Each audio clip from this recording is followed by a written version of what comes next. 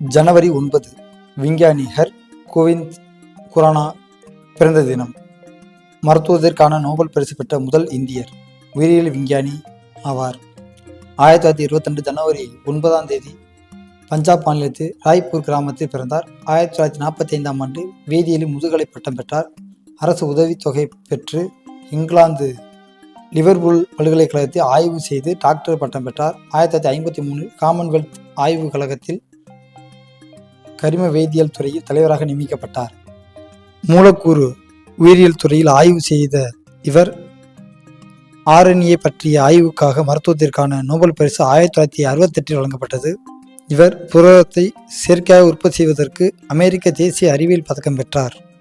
இவரது பங்களிப்பை போற்றும் வகையில் விஸ்கான்சின் மெடிசன் உயர் தொழில்நுட்பத்துறை இந்திய அமெரிக்க அறிவியல் தொழில்நுட்ப அமைப்பும் இணைந்து குரானா புரோகிராம் என்ற அமைப்பை 2007 தொடங்கியது.